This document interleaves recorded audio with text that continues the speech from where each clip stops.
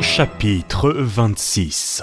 Il faut l'avouer, les choses jusqu'ici se passaient bien et j'aurais eu mauvaise grâce à me plaindre.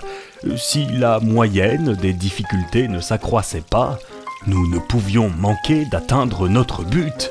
Et quelle gloire alors! J'en étais arrivé à faire de ces raisonnements à la Lidenbrock. Sérieusement, cela tenait-il au milieu étrange dans lequel je vivais? Peut-être. Pendant quelques jours, des pentes plus rapides, quelques-unes même d'une effrayante verticalité, nous engagèrent profondément dans le massif interne. Par certaines journées, on gagnait 1 lieue et demie à 2 lieues vers le centre, descentes périlleuses pendant lesquelles l'adresse de Hans et son merveilleux sang-froid nous furent très utiles. Cet impassible Islandais se dévouait avec un incompréhensible sans-façon et grâce à lui, plus d'un mauvais pas fut franchi dont nous ne serions pas sortis seuls. Par exemple, son mutisme s'augmentait de jour en jour. Je crois même qu'il nous gagnait. Les objets extérieurs ont une action réelle sur le cerveau.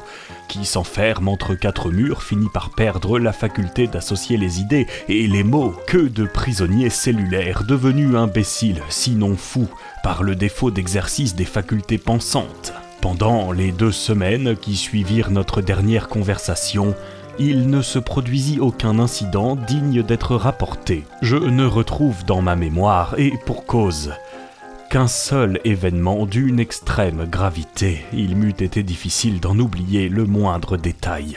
Le 7 août, nos descentes successives nous avaient amenés à une profondeur de 30 lieues, c'est-à-dire qu'il y avait sur notre tête 30 lieues de rocs, d'océans, de continents et de villes. Nous devions être alors à 200 lieues de l'Islande. Ce jour-là, le tunnel suivait un plan peu incliné. Je marchais en avant. Mon oncle portait l'un des 2 appareils de Ruhmkorff et moi l'autre. J'examinais les couches de granit. Tout à coup, me retournant, je m'aperçus que j'étais seul. Bon, pensais-je, j'ai marché trop vite, ou bien Hans et mon oncle se sont arrêtés en route. Allons, il faut les rejoindre. Heureusement, le chemin ne monte pas sensiblement.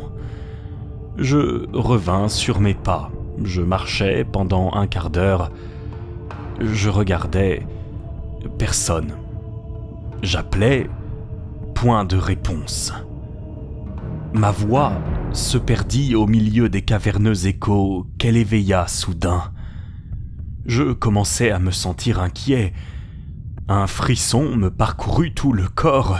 Un peu de calme, dis-je à haute voix. Je suis sûr de retrouver mes compagnons. Il n'y a pas de route. Or, j'étais en avant. Retournons en arrière. Je remontais pendant une demi-heure. J'écoutais si quelque appel ne m'était pas adressé et dans cette atmosphère si dense, il pouvait m'arriver de loin. Un silence extraordinaire régnait dans l'immense galerie. Je m'arrêtais. Je ne pouvais croire à mon isolement. Je voulais bien être égaré, non perdu. Égaré, on se retrouve. Voyons, répétai-je, puisqu'il n'y a qu'une route, puisqu'ils la suivent, je dois les rejoindre, il suffira de remonter encore. À moins que, ne me voyant pas, et oubliant que je les devançais, ils n'aient eu la pensée de revenir en arrière. Et bien même dans ce cas, en me hâtant, je les retrouverai. C'est évident. Je répétais ces derniers mots, comme un homme qui n'est pas convaincu. D'ailleurs, pour associer ces idées si simples et les réunir sous forme de raisonnement, je dus employer un temps fort long. Un doute me prit alors. Étais-je bien en avant ? Certes, Hans me suivait, précédant mon oncle. Il s'était même arrêté pendant quelques instants pour rattacher ses bagages sur son épaule. Ce détail me revenait à l'esprit, et c'est à ce moment même que j'avais dû continuer ma route. D'ailleurs, pensais-je, j'ai un moyen sûr de ne pas m'égarer, un fil pour me guider dans ce labyrinthe et qui ne saurait casser. Mon fidèle ruisseau.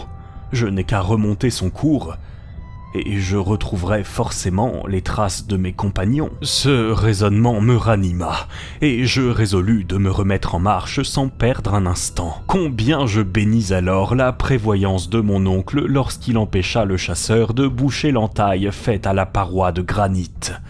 Ainsi, cette bienfaisante source, après nous avoir désaltérés pendant la route, allait me guider à travers les sinuosités de l'écorce terrestre. Avant de remonter, je pensais qu'une ablution me ferait quelque bien. Je me baissai donc pour plonger mon front dans l'eau du Hansbach. Que l'on juge de ma stupéfaction! Je foulais un granit sec et raboteux. Le ruisseau ne coulait plus à mes pieds.